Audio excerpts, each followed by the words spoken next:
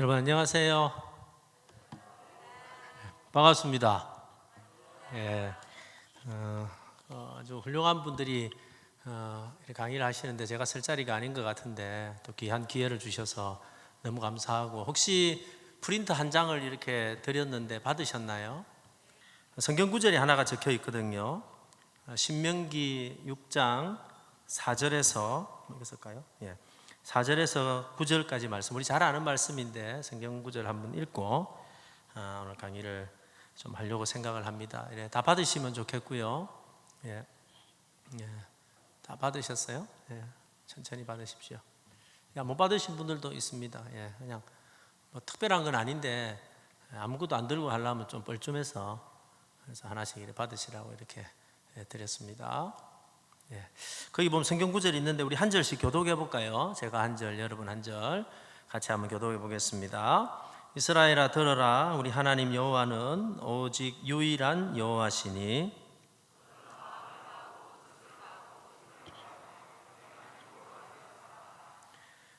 오늘 내가 네게 명하는 이 말씀을 너는 마음에 새기고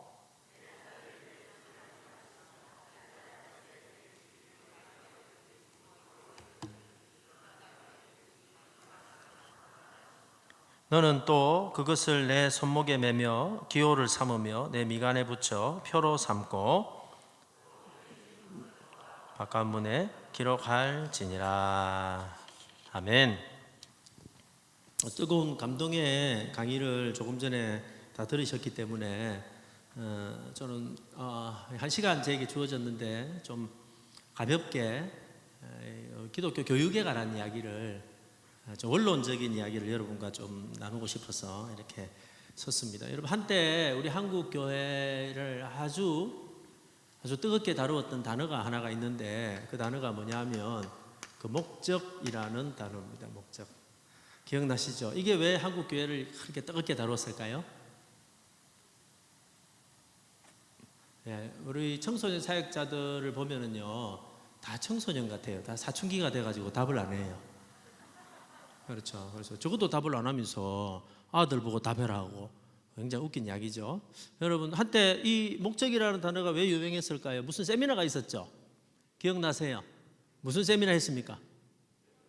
그렇죠. 목적이 이끄는 삶, 굉장히 유행했습니다. 그 안 한 교회가 없습니다. 저희 교회도 40일 동안 목적이 이끄는 삶 이걸 했어요.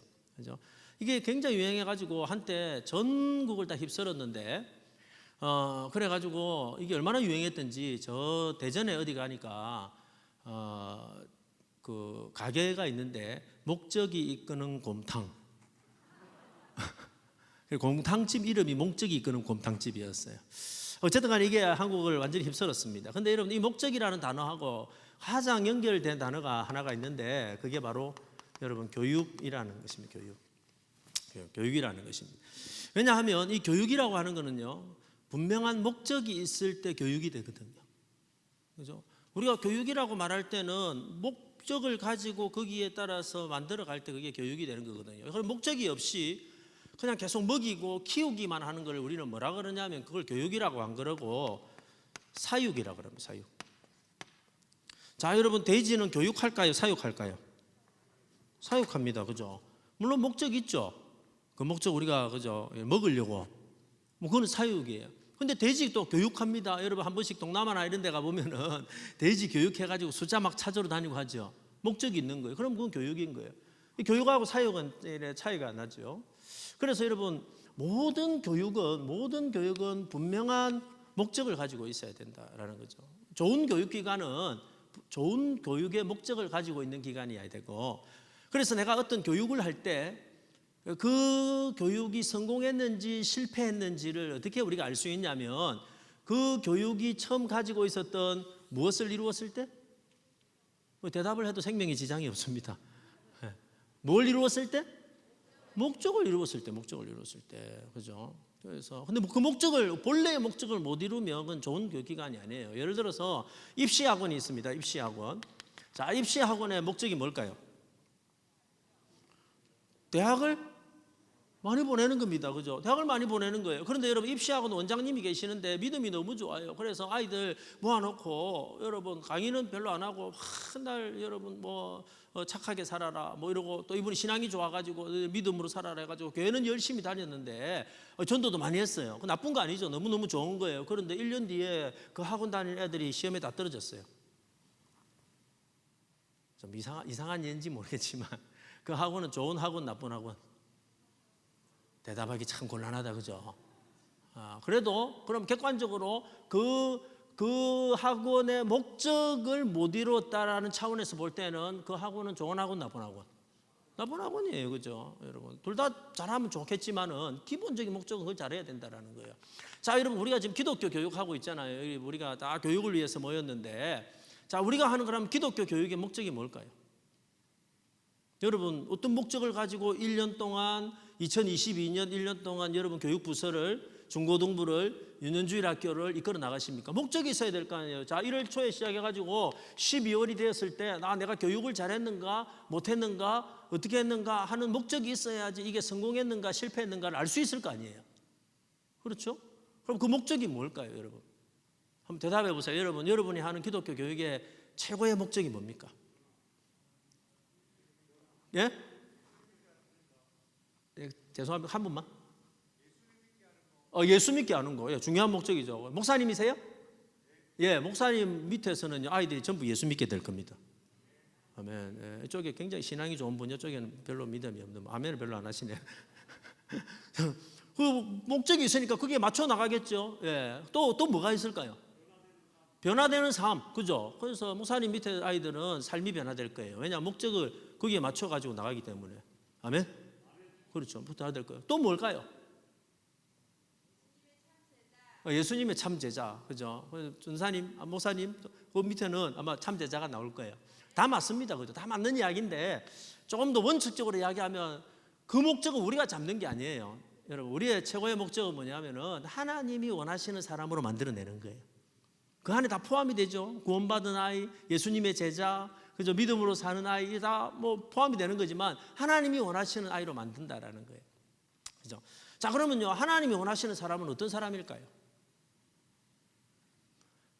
자꾸 제가 질문을 하니까 여러분이 돌을 던질까봐 그냥 제가 답을 좀, 시간도 많이 없으니까 답을 좀 해드릴게요. 여러분, 하나님이 원하는 사람, 자, 너희들이 아이들을 이렇게 가르쳐라, 너희 자녀들을 이렇게 가르쳐라 하고 애매하지 않게 분명하게 이야기한 하나님의 말씀이 오늘 읽었던 이 본문이에요. 그렇죠. 이렇게 가르치라는 거예요. 근데 그냥 가르치지 말고 열심히 가르치라는 거예요. 길 가면서도 가르치고, 앉으면서도 가르치고, 들어갈 때도 가르치고, 나올 때도 가르치고, 심지어는 너희 미간에 맞박에다가 적어서 가르치고, 문설주에다 적어서 가르치라는 거예요. 뭘 가르치라는 걸까요? 말씀이라면 안 돼요. 구체적으로 뭘 가르치라고 딱 나와 있어요. 뭘 가르치라? 그렇죠. 뭘 가르쳐야 되냐면은, 자, 너희 하나님을 뭐 하는 사람으로? 하나님을 사랑하는 사람으로 만들어라. 딱 구체적으로 주어졌어요. 그냥 사랑하는 게 아니고, 자, 여러분 많이 해보셨죠? 옛날에 유년주일 학교 아이들 많이 따라 해보라 하셨잖아요. 여러분 한번 따라서 해보세요. 밥도 먹고 하셨으니까. 한번 따라서 해보실까요? 마음을 다하고, 자, 목숨을 다하고, 뜻을 다하고, 힘을 다하여. 여러분 강사가 마이크 들고 한 손으로 한다고 금방지게 한 손으로 하시는데, 다시요. 마음을 다하고, 목숨을 다하고, 뜻을 다하고, 힘을 다하여 하나님을 뭐하라? 사랑하라. 이게 우리의 하고 있는 기독교 교육의 궁극적인 목적입니다. 동의하십니까? 동의하시죠? 근데 예수님은 여기서 한 발짝 더 나가셨어요. 어떻게 나갔냐면, 제 일은 너희의 마음을 다하고 목숨을 다하고 뜻을 다하여 주 너희 하나님을 사랑하라. 이것이 크고 첫째 되는 계명이요. 그 다음에 말씀하신 게 뭐냐면, 둘째도 그와 같으니. 그와 같다. 이 말이 무슨 말이냐면, 이거하고 똑같은 무게를 가지는데, 둘째도 그와 같으니 무엇을 하라? 내 이웃을 사랑하라. 라는 이웃을 사랑하라. 예수님께서 다시 해석해 주셨죠. 이것이 율법이요 선지자니라. 율법이라는 것은 구약의 모세오경을 말하는 거고, 선지자는 그 이후에 있는 선지서를 말하는 거죠. 그러니까 구약 성경을 다 다 모아가지고 한마디로 딱 요약하면은 우리가 어떤 아이를 만들까요? 우리가 교육하는 아이들 혹은 더 나아가서 우리 성도들 어떤 성도로 만들어야 됩니까? 라는 질문에 분명한 교육적 목적을 딱 주셨는데, 하나님을 내 마음을 다하고 목숨을 다하고 뜻을 다하고 힘을 다하여 사랑하는 사람으로 만들어내고, 그리고 더 나아가서 너 이웃을 내 몸과 같이 사랑하는 사람으로 만들어내라. 그렇죠. 그러면 자, 우리 교육이 성공했다 실패했다라는 것은 그 기준은 무엇을 가지고 판단해야 되냐면 이것 가지고 판단하는 거예요. 야, 내가 열심히 목회하고 내가 열심히 가르치고 내가 열심히 교육했는데 1년 뒤에 우리 아이들이 하나님을 더 사랑하고 뿐만 아니라 자기 주변에 있는 이웃들을 더 사랑하는 아이로 만들어냈다면 성공한 거예요. 그죠? 성공한 겁니다. 근데 내가 열심히 가르쳤는데 뭘 많이 했는데 심지어 아이들 억수로 많이 모았는데 바깥으로 볼 때 굉장히 부흥시켰는데 실제로 들어가 보니까 애들이 전혀 하나님을 사랑하진 않아요. 하나님 몰라요. 여러분, 교회 다니지만 하나님 모르는 아이 있을까요? 없을까요? 예, 있을까요? 물었는데 많아요. 대답을. 우리가 느끼죠. 교회 열심히 다니지만 이웃을 사랑하지 않는 아이들 있을까요? 없을까요? 있습니다, 여러분. 그렇죠.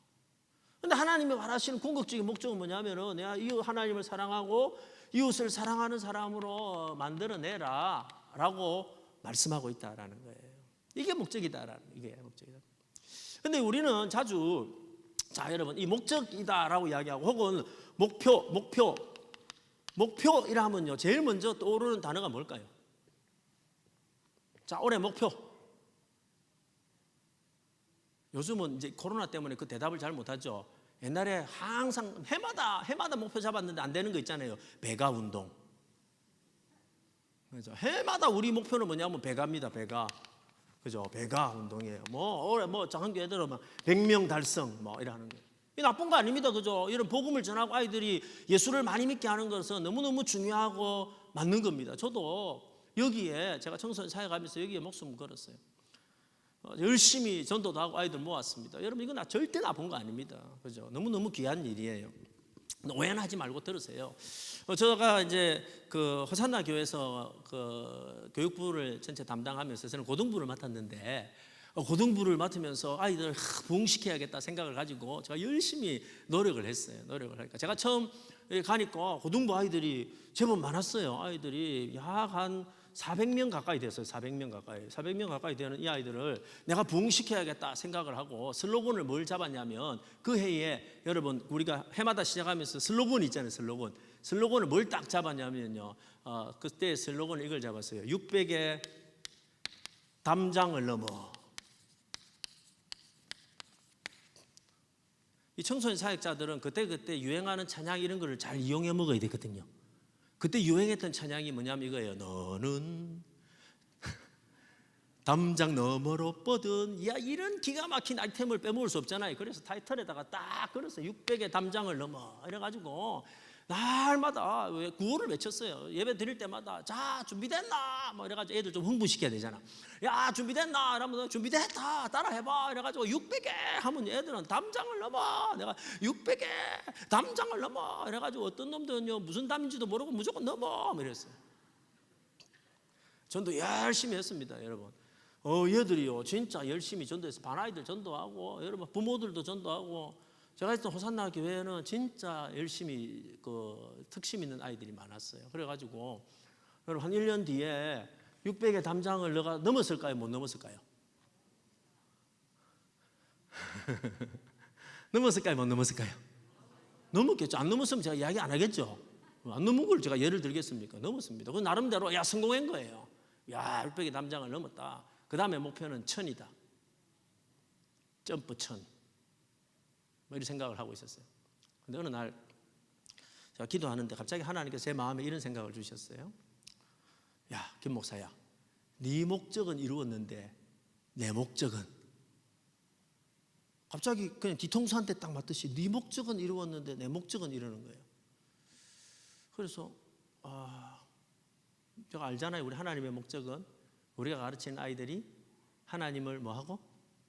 더 사랑하고 그래서 삶 가운데 이웃을 더 사랑하는 아이로 만들어야 되는데, 내가 솔직하게 정직하게 열심히 여러분 전도하다 보면은 상품도 걸고 자전거도 걸고 뭐도 걸고 이래가지고 아이들 많이 모아놓기는 모아놨는데, 솔직히 정직하게 아이들 보니까 아이들은요, 예배 드리는 거 딱 보면 하나님 사랑하는지 안 사랑하는지 알 수 있잖아요.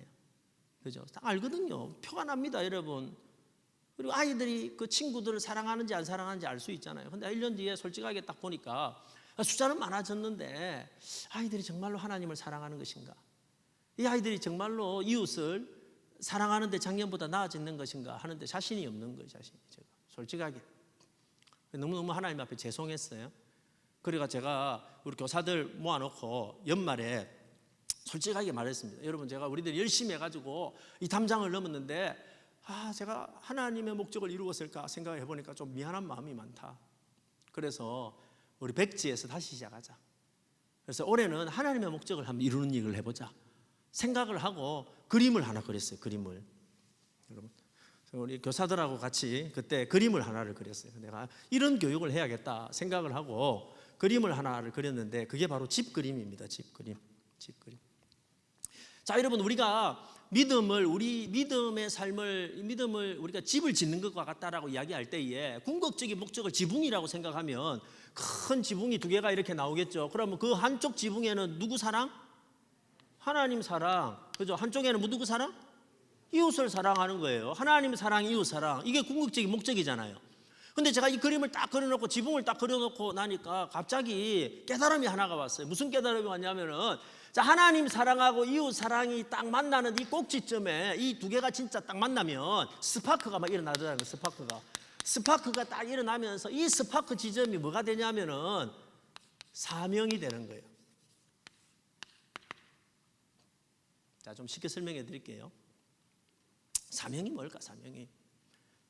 사명은 이런 거예요.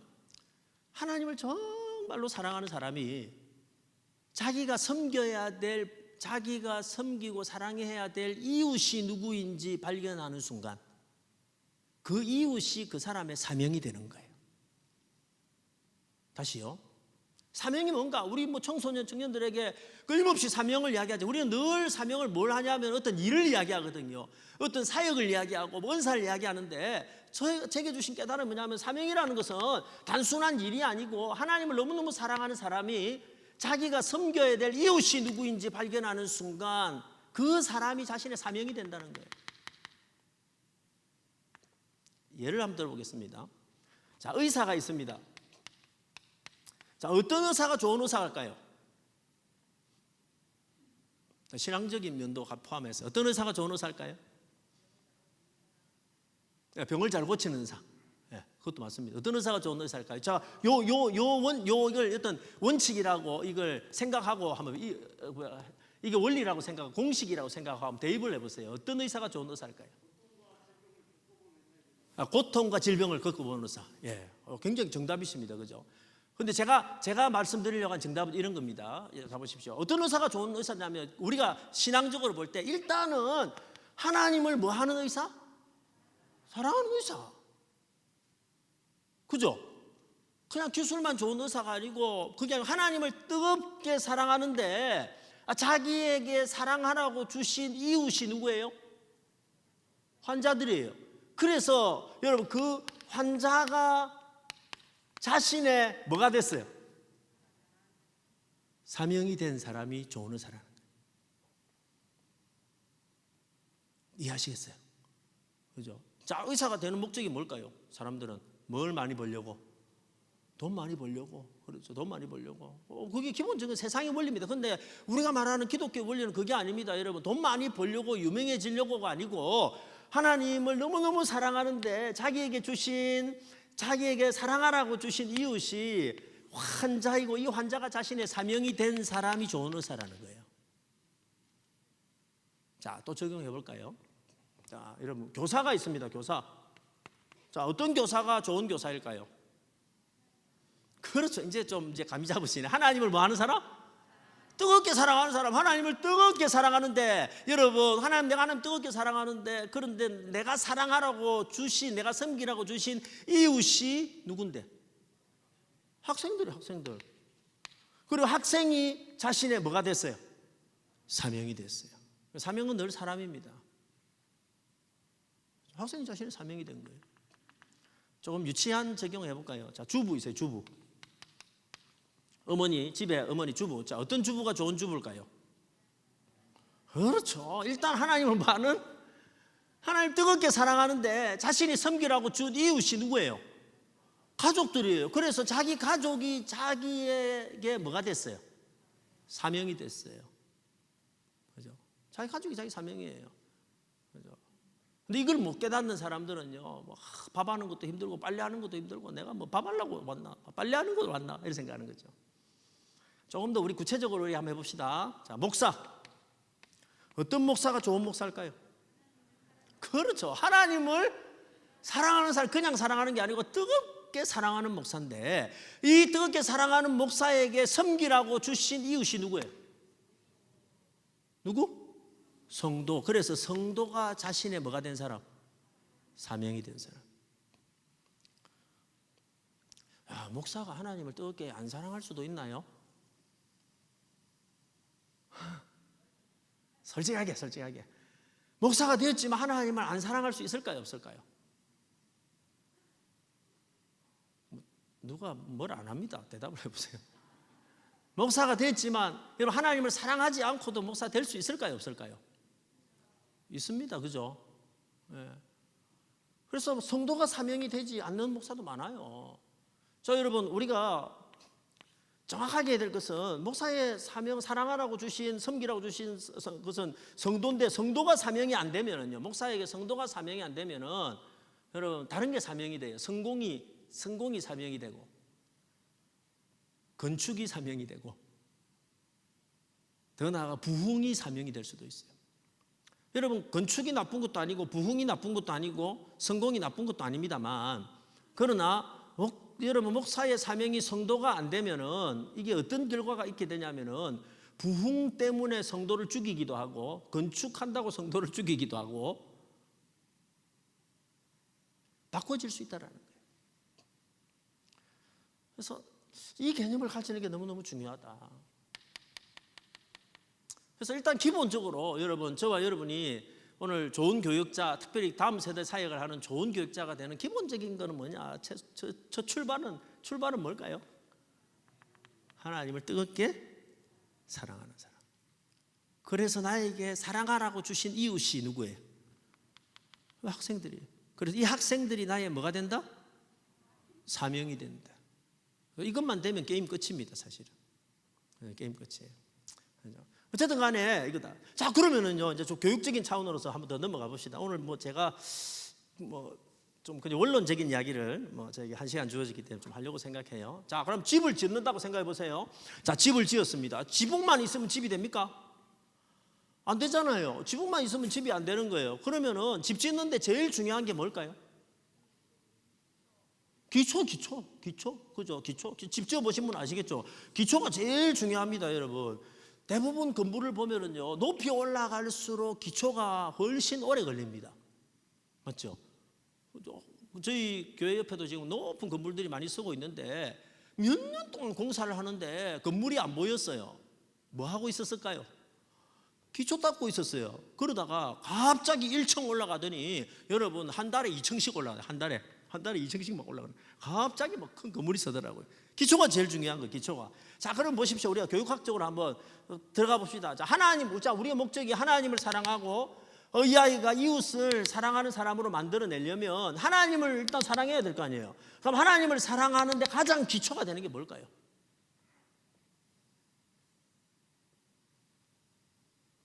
혹시 여러분은 듣고 계신가요? 자, 하나님을 사랑하는데 가장 기초가 뭘까요? 그렇죠. 여러분, 답은 항상 그림에 있습니다. 제가 원고를 왜 나눠드렸겠어요? 자, 하나님을 사랑하는데 가장 기초는 하나님과의 일단 뭐가 있어야 돼요? 만남이 있어야 돼요. 만남. 하나님과의 만남이 있어야 된다. 하나님과 만남이 있어야 돼요. 자, 여러분 한번 생각해 보세요. 하나님을 안 만났는데 하나님을 사랑할 수 있어요? 불가능하죠. 근데 이런 불가능한 일들이 교회 안에는 엄청나게 많이 일어납니다. 하나님 안 만났는데 봉사하고, 하나님 안 만났는데 청년회, 청소년 임원하고, 그죠? 청년부 사역 열심히 하나님 안 만났는데 열심히 했어요. 그러고 난 다음에 이제 여러분 한국 교회 대표적인 거죠. 청년회 회장하는 애들은 다 나중에 예수를 안 믿더라. 제 말이 다 맞는 건 아니지만 거의 맞죠. 그죠? 나중에 보십시오. 왜냐하면요, 하나님을 안 만났는데도 불구하고, 하나님 안 만났는데도 불구하고도 얼마든지 봉사도 하고, 얼마든지 임원도 하고, 나중에는 얼마든지 뭐 재직도 되고 다 될 수 있어요. 그런데 하나님을 근본적으로 만나지 못한 사람은 절대로 하나님을 뭐 하지는 못한다? 사랑하지는 못한다. 근데 하나님을 사랑하지 못하는 사람 이웃을 사랑해요? 할 수가 없는 거예요. 그래서 여러분, 우리의 궁극적인 목적은 뭐냐면 1차적인 목적, 가장 교육의 1차적인 목적은 내가 가르치는 아이가 누구를 만나게 해야 돼? 하나님을 만나게 해야 돼. 자, 그러면 우리에게 질문이 생기는 거예요. 어떤 질문이 생기냐면은, 자, 우리가 날마다 여러분 수련회를 하거나 뭐 기도회를 하면, 교사 기도회 하면 늘 나오는 기도 제목이 뭐냐면, 하나님, 우리 아이들이 이번 수련회 때 하나님을 뭐 하게 해주세요? 만나게 해주세요. 이번에 꼭 만나야 됩니다 하는 거예요. 그러면 우리가 이런 근본적인 질문을 하는 거죠. 그냥 느낌 말고, 느낌적인 느낌 이런 거 말고, 좀 우리가 그래도 뭐 교육하는 사람이니까 좀 그 원론적인 질문하는. 그럼 하나님을, 도대체 하나님을 만난다라는 게 이게 뭘 의미합니까? 어떻게 해야 하나님 만나는 거예요? 한번 설명해 보세요. 누가 물었어요. 여러분 청소년들이 어느 날 왔어요. 물어가지고, 목사님, 도대체 하나님 만나는 게 뭡니까?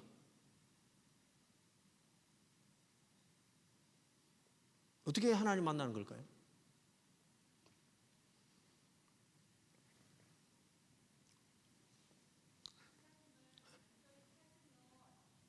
하나님 간절히 찾으면. 맞아요. 그죠? 이게 틀린 말 아니죠? 틀린 말 아닌데 아이들이 이게 이해가 될까요? 자, 하나님 만난다는 게 어떤 걸까요? 객관적으로 그냥 우리가 그냥 느낌이 오죠. 우리는 일단 이렇게 생각해요. 아이들이 하나님 만난다 이러면 일단 수련회 가서 아이들이 뭐 해야 돼요? 울어야 돼요. 그래서 어떤 교회에 어떤 집 선생님들이 이번에 작정했어요. 다 하나님 만났는데 꼴통이 하나가 있는데 얘가 하나님 못 만난 것 같아요. 그래서 이번 수련회는 반드시 이놈이 하나님 만나게 해야겠다. 작정을 했어요. 집회 설교 마쳤습니다. 마치고 난 다음에 이제 기도회 하잖아요. 교사들이 작정해가지고 그 아이한테 다가가지고 다 손을 올려가지고 안수기도를 하기 시작했어요. 눌렀어요. 근데 얘가 갑자기 기도하는데 막 울음이 터진 거예요. 막 우는 거예요. 그래서 선생님들 생각했어요. 뭐라고 생각했을까요? 이 아이가 드디어 하나님을 만났구나. 하나님 만났구나. 그래서 막 축제 분위기가 돼서, 야, 우리 교회에 꼴통이 있었는데 진짜 얘가 하나님 만났다고 너무 감사하다고 난리가 났어요. 그 다음날 이제 간증문을 적었는데 이 아이가 이렇게 적었어요. 죽는 줄 알았다. 숨이 안 쉬시더라.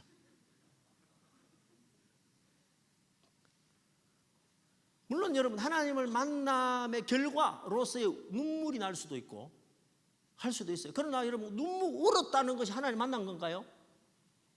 하나님 만나는 게 뭐냐는 거예요, 도대체. 저도 이제 이런 질문을 던진 거예요. 하나님 만난다는 게 뭘까? 우리가 아이들에게 하나님을 만나게 해야 된다고, 성도들도 하나님을 만나게 해야 된다는데, 이걸 그래서 교육학적으로 진짜 원론적으로 좀 설명하면 이걸 어떻게 설명할 수 있을까, 도대체? 라는 질문을 가지게 됐다는 거죠. 저 나름대로 찾은 하나님을 만난다라는 것은 반드시 두 가지 과정을 거쳐야 된다 하고 생각을 하게 됐어요. 두 가지 과정. 첫 번째 과정은 뭐냐면은, 일단은 뭐냐면 하나님이라는 분이, 신이라는 분이 살아계신다라는 것을 지적으로 혹은 여러분 깨달음을 통해서 하나님이 살아계신 것을 깨닫게 해야 된다는 거예요. 자, 어떤 사람이요, 신앙인이 된다라는 그 신앙인의 첫 번째 단계, 첫 문, 자, 딱 들어가면서 이 사람이 무슨 신앙이든지 신앙인이 된다고 할 때 이거 신앙의 첫 관문은 다른 것이 아니라 하나님이라는 분이 뭐 하고 계시네? 살아계셨네 하고 깨닫는 순간 이 사람은 신앙의 첫 번째 영역에 들어가는 거예요. 맞죠? 하나님 안 계신 줄 알았는데 어느 날 무슨 사건이든지 뭐든지 간에 내가 하나님이 살아계시다는 걸 딱 깨닫는 순간 신앙의 첫 번째 영역이 딱 들어가게 되는 거예요. 그죠? 그래서 자, 하나님을 만난다라는 것의 첫 번째 단계는 뭐냐면은 일단 시작이 뭐냐면 하나님이 살아계신다라는 것을 알고 깨닫고 이해하게 해줘야 되는 거예요. 근데 여러분 이거는요, 사실 이거는 그렇게 어려운 게 아닙니다. 왜 어려운 게 아니냐면은 우리가 얼마든지 아이들에게 하나님이 살아계신다, 신이 존재한다 라는 것을 얼마든지 논리적으로 설명해 줄 수 있기 때문에, 얼마든지 가르쳐 줄 수가 있습니다. 그죠? 얼마든지 이해되게끔 할 수 있습니다. 그냥 믿습니다 이래가지고는 안 되거든요. 아이들한테 그냥 누가 믿습니다 한다고 되는 거, 어른들은 될지 몰라도 아이들은 안 돼요.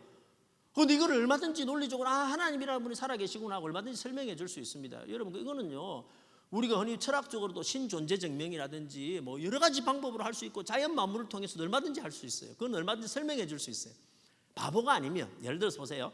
그냥 하나님이 없어 하고 우기는 사람 아니면은 그냥 마음문만 열면 들으려고만 하면 하나님이 정말로 계시구나 하는 것을 얼마든지 설명해 줄 수가 있어요.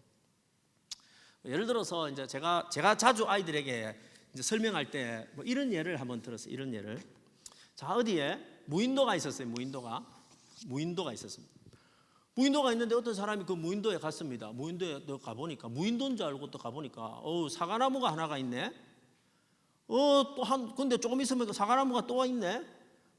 사과나무가 또 있네. 근데 보니까 사과나무가 뭐 한 20그루가 막 이렇게 있는 거예요. 있는데 이상하게 이게 막 한 5m 간격으로 사과나무가 한 20그루가 심겨져 있었어요. 자, 이걸 딱 보는 순간 바보가 아니면은 뭘 깨달을까요? 그렇죠. 누군가 이 섬에, 무인도인 줄 알았지만 누군가 이 섬에 사과나무를 심었다라고 알겠죠? 사과나무 심는 사람 봤어요? 안 봤어요. 안 봐도 알아요. 만약에 제가 이렇게 이야기한다고 생각해 보세요. 자, 여러분, 어느 날 갑자기 우연히 돌발적으로, 우연히 실수로 사과나무 씨앗이, 사과 씨앗이 한 20개가 팍 날라오더니 갑자기 얘들이 줄을 5m 간격으로 서더니 땅으로 팍팍팍팍팍팍 꼽히더니 세월이 지나가지고 나무가 하나도 안 죽고 쫙쫙쫙쫙쫙 올라오더니 5m 간격으로 이렇게 나무가 됐어 라고 제가 여러분에게 설명한다면 여러분은 저를 보고 뭐라고 생각할까요? 속으로만 생각하세요. 맞죠? 제가 만약에 그걸 우기면 여러분 저를 이상하다고 생각할 거 아니에요. 바보라고 생각할 거 아니에요. 그냥 상식적으로, 기본적으로 상식적으로 사과나무 심는 사람 아무도 안 봤지만, 그죠?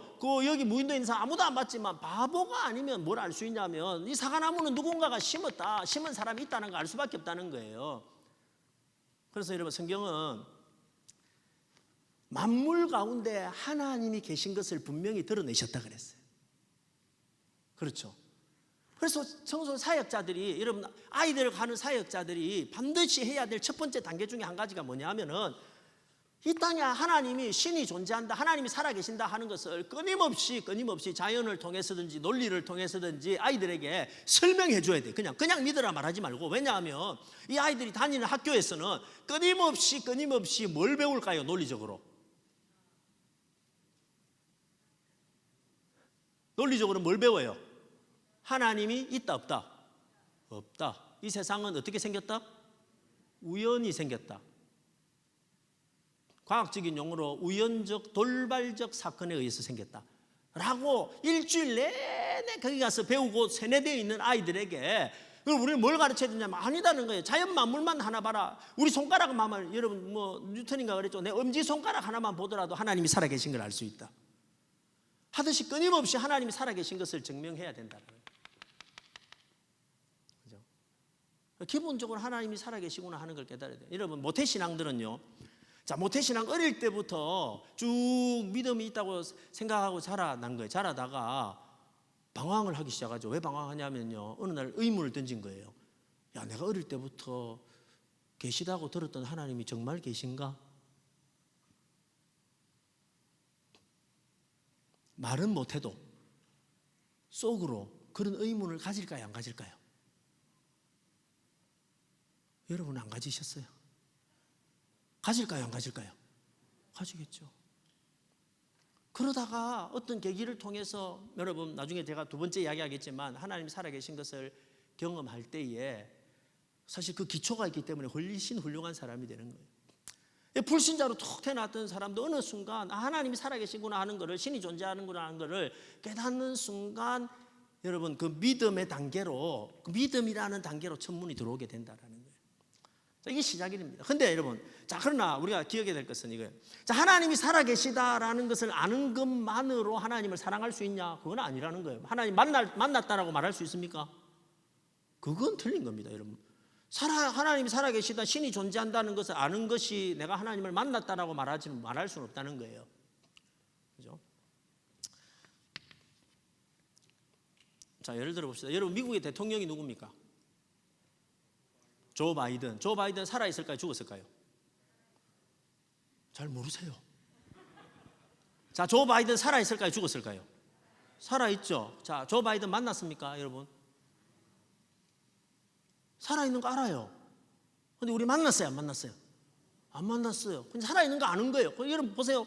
살아있다는 걸 아는 것과 내가 만난다라는 것은 전혀 다른 차원일 수 있다는 거예요, 교육에 있어서. 근데 여러분 어느 날 안 왔지만 조 바이든이 한국을 방문했습니다.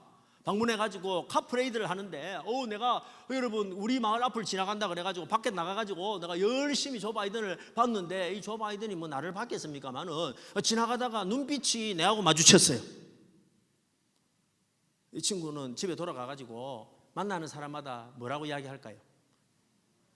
야, 내가 조 바이든을 뭐 했다? 만났다. 무슨 차이가 있을까요? 자, 자기가 조 바이든을 만났다라는 것은 객관적인 사실이기도 하지만 또 한편으로는 굉장히 주관적인 체험이었어요. 맞죠? 굉장히 주관적인 체험이었어요. 그래서 우리가 교육을 할 때 하나님을 만났다라고 이야기할 때에 첫 번째 단계는 하나님이 살아계신 것을 여러분 깨닫게 하는 것인 동시에 두 번째 반드시 되어야 될 것은 뭐냐면은 그 살아계신 하나님과의 아주 지극히 개인적이고 여러분 주관적인 만남에 뭐가 있어야 된다?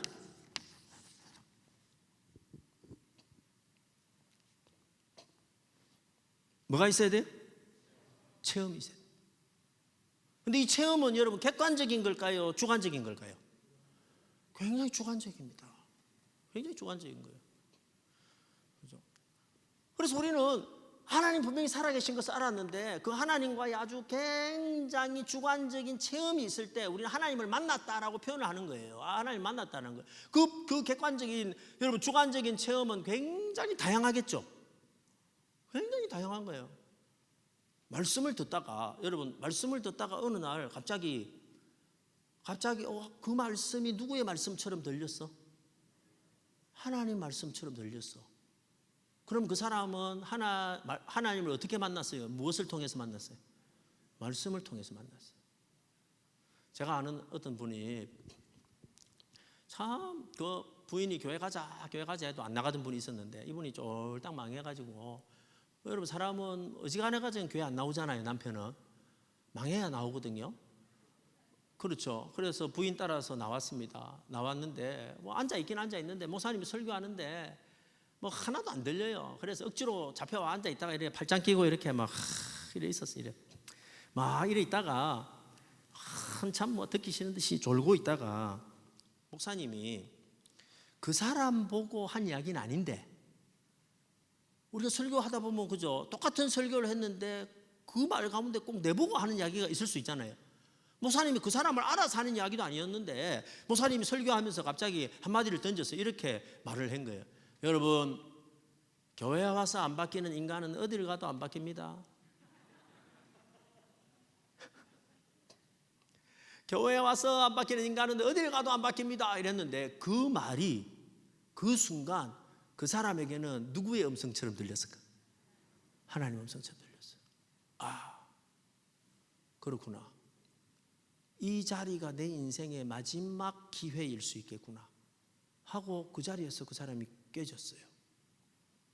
근데 여러분 보십시오. 그 체험은 아주 객관적인 체험일까요? 아니면 주관적인 체험일까요? 굉장히 주관적인 체험이라는 거예요. 아이들은 주로 언제 하나님을 만나는 체험을 많이 할까요? 찬양하다가.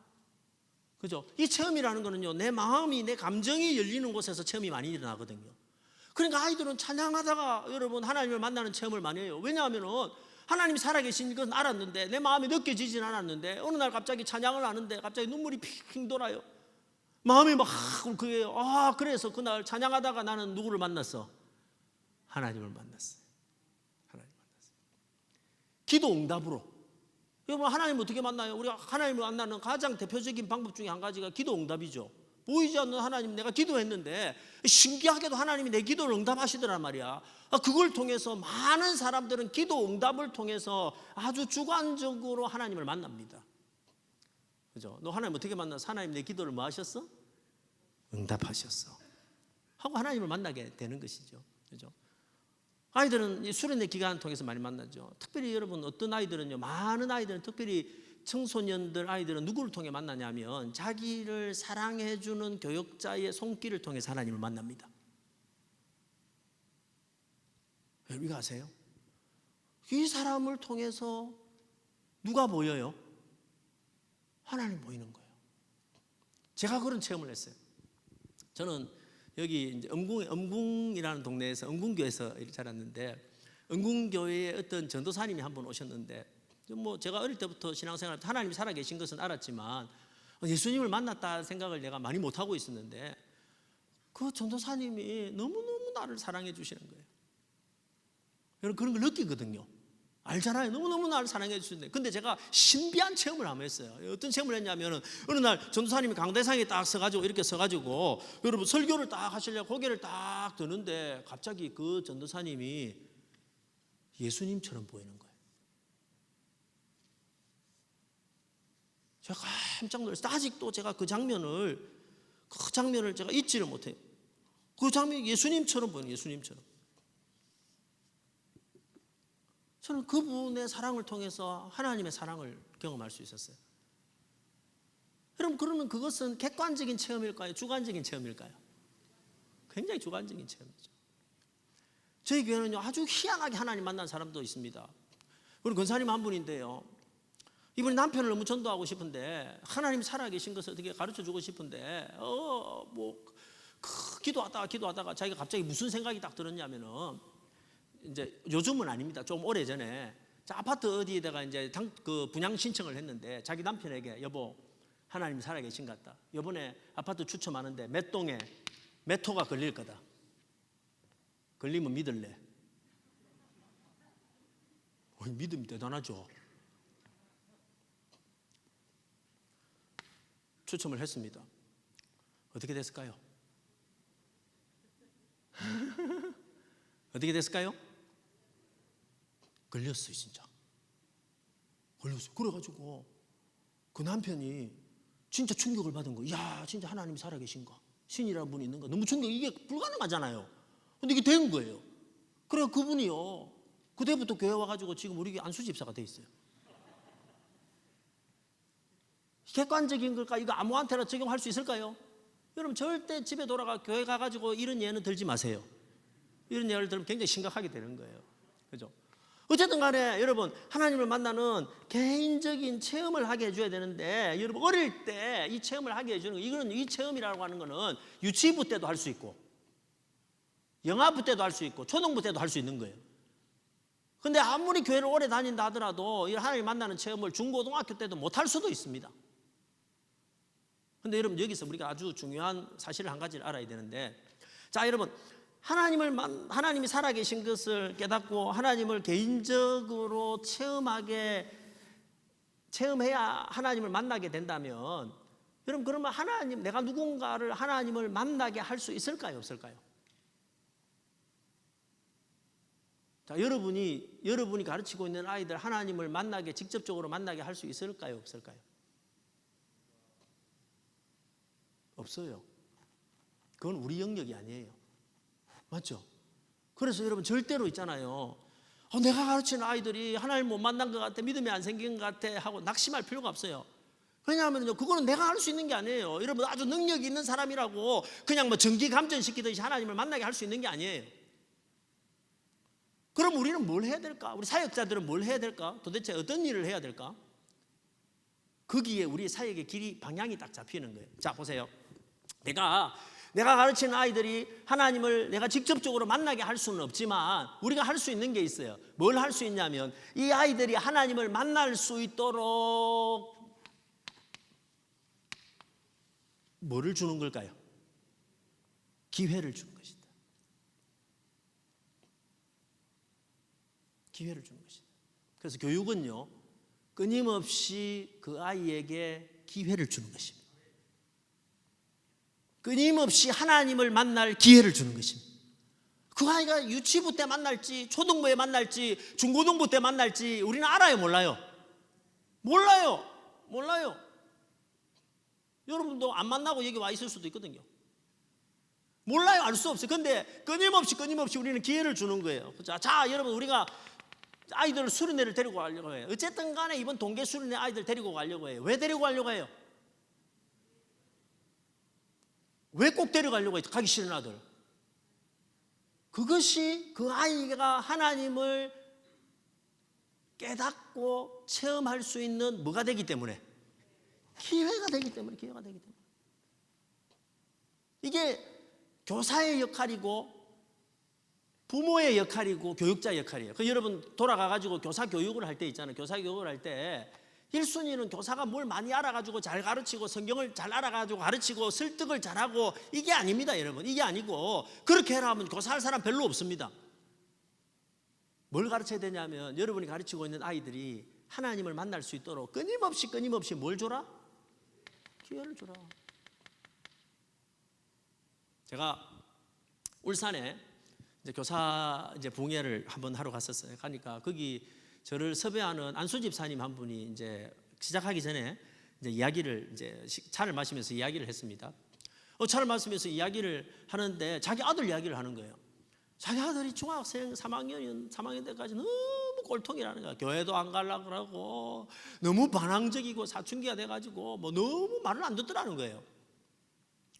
그 고민이 되더라는 거예요. 근데 갑자기 무슨 생각이 딱 드냐면, 야, 중학교 3학년인데 이 정도 말을 안 들으면 고등학교 1학년, 2학년 되면은 더 잘 들을까요? 더 안 들을까요? 더 안 듣겠죠. 어쩌면 이것이 마지막 때일 수도 있겠다 이 생각을 했대요. 그래서 자기 부인하고 부인 집사님하고 논했어요. 여보, 어쨌든 간에 이 아이를 이번 겨울 수련회 보내자. 왜냐하면 자 보세요. 부모의 한계가 뭐냐면 부모가 아무리 신앙이 좋아도 자기 자식 예수 믿게 할 수 있어요, 없어요? 솔직하게 있어요, 없어요? 없습니다. 그게 우리의 슬픔이잖아요. 아무리 노력한다고 되는 게 아니거든요. 그래서 부모가 힘드니까 고민하다가 어쨌든 간에 우리는 능력이 없으니까 어쨌든 간에 이 아이가 수련회를 가게 해주자, 희망을 걸자 이래가지고 불렀어요. 야, 누구야? 수련회 가라. 이번엔 2박 3일 하는데 수련회 가라 하니까 안 갈 건데요.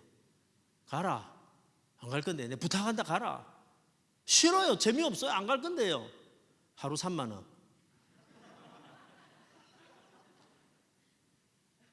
고민이 생긴 거예요.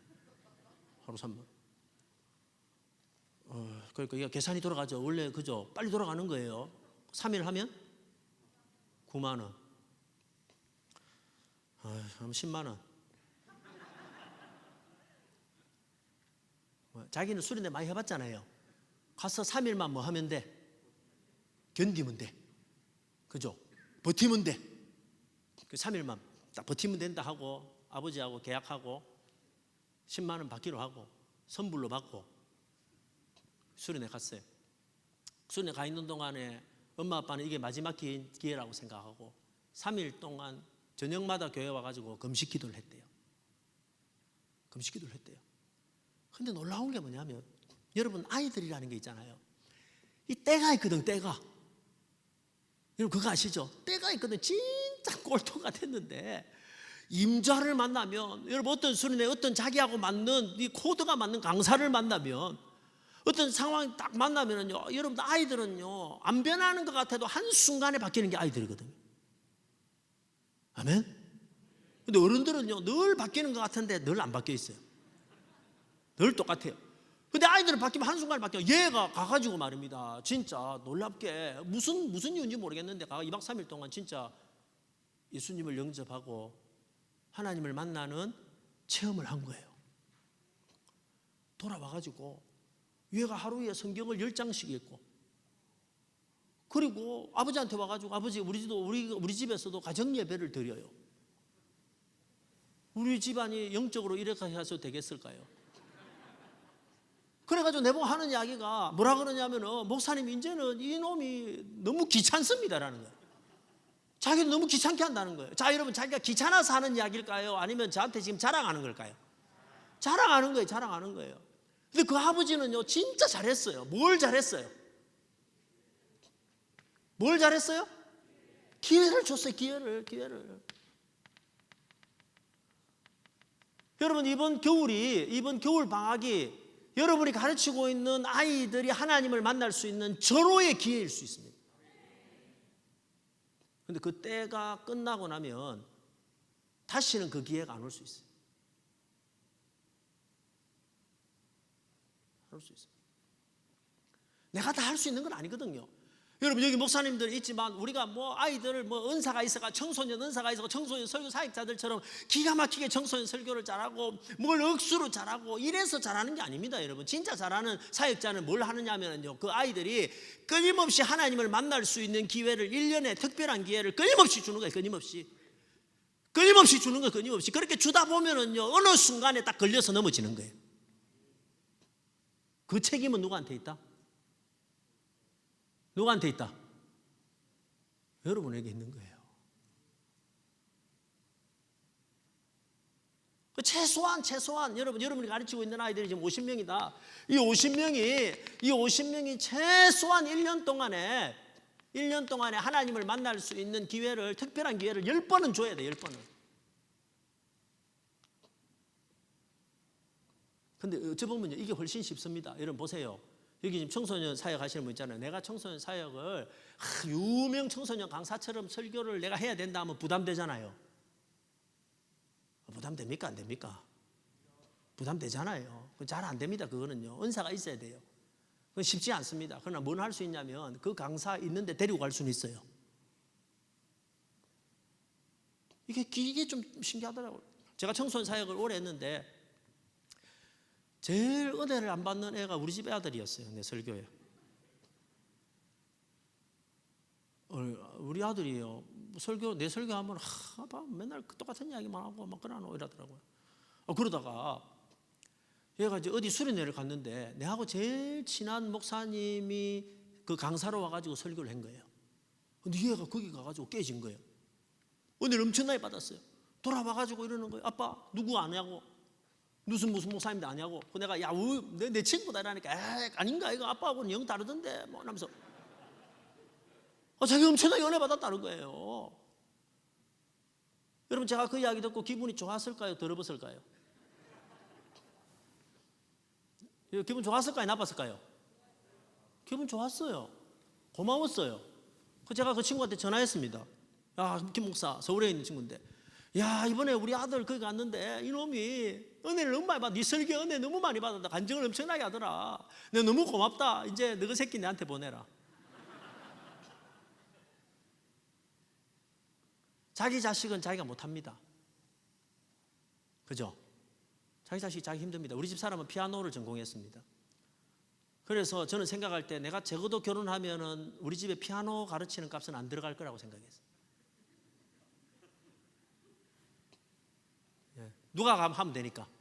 우리 집 사람 하면 되니까. 자, 저의 예상이 맞았을까요? 틀렸을까요? 어떻게 잘 아세요? 우리 집 사람이 몇 번 가르치려고 했어요.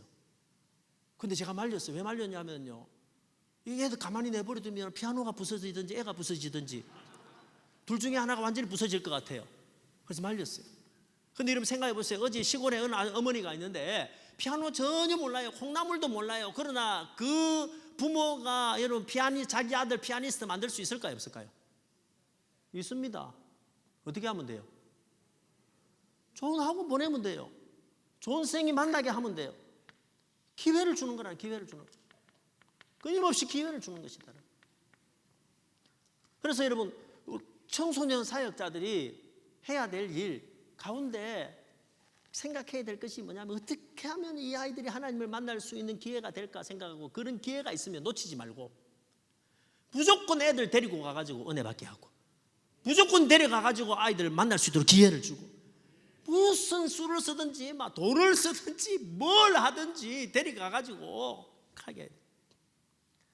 저한테 주어진 시간이 2분밖에 안 남았다 그래가지고 그냥 제가 이제 단다 사역할 때 이거 한 가지 이야기만 하고 맡길게요. 어떤 집사님이 한 분 계셨는데 한 3분 정도 하겠습니다. 괜찮습니까? 본분? 예, 3. 예. 뭐 그림 설명을 제가 다 못 하는데 중요한 이야기가 좀 있지만은 그냥 요 이야기에 그냥 끝낼게요. 이분이 어느 날 갑자기 이분이 많이 고졸입니다. 고졸. 대학교도 안 나오고 고등학교밖에 안 나오신 분인데 저 부전시장에서 전자제품을 한평생 30년 동안 팔다 오신 분인데 갑자기 저한테 와가지고 이러는 거예요. 목사님, 제가 고등부 교사를 하고 싶습니다. 이러는 거예요. 그래서 제가 집사님, 고등부 교사는 어렵습니다. 아이들이 어렵습니다. 힘듭니다. 제가 볼 때 이런 생각하면 안 되는데 집사님 좀 하기 힘들 것 같다 생각이 들어가지고 좀 힘듭니다. 이러니까 이분이 하는 이야기가, 목사님, 제가 힘든 거 많이 경험해봤습니다. 제가 한평생 시장에 살았는데 육해 공전 다 해봤습니다. 뭐 이러는 거예요. 그러면서 어떻게 오셨습니까? 이러니까 재미난 이야기를 해주셨는데 자기 아들이 하나가 있는데 진짜 꼴통이 진짜 꼴통인데 교회를 그리 다녔는데도 계속 꼴통인데 고등학교 3학년 때까지 꼴통이를 부렸다는 거예요. 근데 고등학교 3학년 때 한 여자 선생님, 50대 초반에 여자 선생님을 만났는데 이 여자 선생님이 자기 아들을 너무너무 사랑해 줘가지고 매일같이 찾고 챙기고 사랑하고 챙기고 하는 동안에 자기 아들이 이 고3 때 해가지고 이 아들이 변했다는 거예요. 갑자기 변했다는 거예요. 그래가지고 얘는 대학 공부를 안 했으니까 대학도 못 가고 졸업해가지고 이제 군대를 가는데 군대 가기 전날 밤에 와가지고 아버지 손을 잡으면서 이러더래요. 아버지, 저 없는 동안에도 신앙생활 잘하세요. 이 아버지가 충격을 받은 거예요. 여러분, 세상에서 누가 제일 고마움냐면 방황하는 내 자식 붙잡아 준 분이 제일 고맙습니다. 맞죠? 교회 안에 사역자 가운데 제일 성도들에게 감사를 많이 받는 사람이 누구냐면 방황하는 청소년들, 자식들 잡아주는 여러분 교육자들은요, 부모님들이 제일 존경하게 돼 있어요. 그게 제일 고민이거든요. 사실 엄청난 고민이거든요. 근데 이 사람이 너무 고마워가지고 자기도 뭐 해야겠다 생각했냐면 내가 빚을 좀 갚아야겠다 이 생각인 거예요. 그래가지고 이분이 겁도 없이 고등부 교사 하겠다고 온 거예요. 그래서 저희 그때 그 당시에 교회는 이제 잘하는 이 선생님이 있었는데 처음부터 교사를 안 해본 사람이 하면 안 되니까 여기다가 보조교사를 시켰어요. 여기가 좀 섬기십시오 이랬어요. 근데 이 선생님은요, 아주 독특한 분인데 아이들이 오잖아요. 아이들이 오기 전에 문 앞에 나가가지고 오는 아이들을 전부 이렇게 바깥에서 이렇게 다 마중해주고 안아주고 이랬어요. 그러면서 첫 인사를 해야 되니까 선생님 요 앞에 가가지고 우리 반 아이들 소개할 테니까 오면은 이렇게 하이파이브라도 하고 인사를 하십시오 이렇게 시킨 거예요. 이분이 이제 다음 주에 해야 되는데 근데 이 선생님이 숙제를 하나를 냈어요. 아이들하고 첫 만남이 참 중요한데 아이들 만날 때 인상이 좀 좋도록 이렇게 환하게 웃을 수 있도록 웃는 연습 좀 해오세요 이랬어요. 여러분, 50대 초반 아저씨가 잘 웃을까요, 안 웃을까요? 50대 초반 아저씨는 잘 안 웃습니다. 그죠? 진짜 웃긴 이야기 하다 해도 말입니다, 이라고 너무 아픕니다. 근데 그래도 이분은 사명감이 있으니까 웃는 연습했어요. 반가워, 내가 웃는 연습도 입꼬리 돌려 연습을 많이 했습니다. 기대하는 마음으로 주일날 왔습니다. 저기서 이제 오는데 그 당시에 우리 고등부가 몇 층에 있어요? 6층인가 있었는데 엘리베이터가 하나밖에 없어가지고 대부분의 아이들이 6층을 걸어왔어요. 그때가 또 좀 뜨뜻한 이제 들어오니까 얼마나 땀나고 이러겠습니까? 근데 문 앞에 서가지고 선생님이 저 아이도 우리 아이입니다. 저 아이도 우리 아이입니다. 이렇게 인사를 했어요. 대부분의 아이들이 착하니까 이 선생님 처음 보지만 반가워 이러면 안녕하세요 들어갔어요. 근데 저기서 어떤 여자아이가 하나 오는데 모자를 팍 쓰고 인상 팍 그리면서 이리 왔어요. 이리 왔는데 이 선생님이 연습한 대로 반가워가지고 야 반가워 하면서 이 머리 푹 쓰고 있는 애 여기 어깨를 이렇게 탁 쳤어요. 반갑다. 내가 오늘 너희 반에 온 처음 선생님이다. 잘 보자. 딱 쳤는데 여자애가 있잖아요. 고개를 탁 들고 그 선생님이 손을 쳐버렸어요. 팍 한마디 했습니다. 제발 이러지 좀 마세요 하고 들어가 본 거예요. 이 선생님은 아시죠? 이랬어요. 이래가지고, 예, 이래가지고 앉아 있다가 그날 어떻게 앉아 있는지도 모르고 집에 돌아갔어요. 어디 앉아 있는지 모르고 집에 돌아가가지고 있는데 여러분 몸살이 난 거예요. 너무 충격을 받아가지고 여러분이. 그 선생님이 알고 전화를 했습니다. 전화를 하니까 그분이 이러더래요. 목사님, 제가 지금까지 살아오면서 온갖 일을 다 겪었는데 이렇게 더러운 꼬라지는 처음입니다. 근데 이 선생님이 그 이야기를 했어요. 선생님 죄송한데 선생님 아들은 더 했습니다. 그 말에 이 사람이 용기를 내가지고 그 다음 날 와가지고 그 다음 주에는 전체 아이들 앞에서 이제 인사를 하는 연습을 했어요. 우리 보통 교사들 오면은 마이크 잡고 인사를 시키잖아요. 그래서 이 선생님이 이제 인사를 시켰는데 이분은 자기가 뭐 공부도 못하고 성경도 잘 못 가르치고 잘 못하잖아요. 그러니까 앞에 나가가지고 아이들 앞에서 한 400명 되는 아이들한테 인사를 했어요. 여러분 반갑습니다. 저는 이번에 무슨 마을에 이제 보조교사로 온 누구입니다. 여러분 혹시나 성경 읽다가 모르는 거, 공부하다가 모르는 거 이런 거 저한테 묻지 마시고 배고프면 오세요 하고 들어갔어요. 그러니까 애들이 갑자기요 올 했어요. 올 아세요? 올 이러면 애들이 올 이건 할렐루야죠. 그럼 할렐루야. 근데 이분은요, 진짜 이제 반별 공부를 하는데 이분은요, 그 아이들 공부 가르치는 거 전혀 관심 없어요. 첫날 자기가 간식을 내겠다 이래가지고 자기 부인을 데리고 와가지고 이제 간식을 준비하는데 보통 간식이 우리 또 그다음 간식이 뭐 요구르트 빵 뭐 이 정도였는데 이분은 뭐 바쁘게 뭐 가스 바나도 가져오고 뭐 솥도 가져오고 뭘 가져오고 뭐 이러더니 그 원래 담당 선생님이 성경 공부하는 동안에 밑에 가가지고 여러분 뭐 판을 패고 뭘 준비를 다 했더니 한 20분 하고 있으니까 빨리 내려오라고 그만하라고 빨리 내려오라고 딱 내려갔는데 여러분 첫날 간식을 이분이 뭘 준비를 했냐면 부인하고 의논해가지고 닭도리탕을 준비를 했어요. 닭도리탕을. 네, 마치겠습니다. 네, 마칠게요. 네. 네. 계속 시간이 다 됐다 그래가지고 제가 마치겠습니다. 예. 1시간으로 강의할 수 있는 게 아닙니다. 그죠? 그러면 제가 이 이야기만 하고 마칠게요. 근데 어쨌든 간에 이분이 가르치는 게 하나도 없었어요. 근데 아이들이요, 이분이 그 다음 날은, 그 다음 주일날 또 무슨 간식을 준비했냐면은 성경 하나도 안 가르치고 그 다음 주일날은 자기 부인까지 동원해가지고 삼겹살을 또 준비한 거예요. 성경 공부 마치고. 여러분 한번 물어볼게요. 여러분은 40분 열심히 성경 공부하고 요구르트 먹고 싶으세요? 20분 하고 삼겹살 먹고 싶으세요? 그래가지고 이 아이들이 이 선생님을 사랑하기 시작한 거예요. 너무 좋은 거예요. 그래가지고 이제 여름 수련회를 가는데 다른 반은요 수련회 가자 뭐 이것 때문에 못 간다 저것 때문에 못 간다 뭐 이랬는데 이 선생님 반은요 자기 반 아이들 다 데리고 가고 심지어 전도해가지고 아이들이 막 와가지고 수련회 가는 거예요. 이분은 가르치는 게 하나도 없는데 엄청나게 따라가는 거예요. 왜냐하면요 이 반 아이들은 확신이 있어요. 우리 선생님 우리를 절대 실망시키지 않는다. 그래가지고 자기 반 아이들을 여러분 자기는 가르치는 것도 없는데 수련장에 엄청나게 데려다 앉혀놨어요. 뭘 잘했어요? 1월달이 시작했는데 그 반이 처음에 교사 3명 해가지고 15명 있는데 3월이 딱 돼가 겨울 수련회 딱 지나고 나니까 그 반이 40명이 됐어요. 이 선생님 별로 가르친 게 없어요. 끊임없이 뭘 줬어요? 오늘 제가 묻는 질문은 무조건 답이 기회. 여러분 아쉽지만 올 한 해 여러분이 가르치는 아이들이 하나님을 만날 수 있는 기회를 주십시오. 기회를 만드십시오. 코로나라고 기죽어 있지 말고 무슨 수를 쓰시든지 무슨 방법을 동원하든지 여러분 어쨌든 간에 이 아이들이 만날 수 있는 기회를 최소한 특별한 기회를 10번은 만드십시오.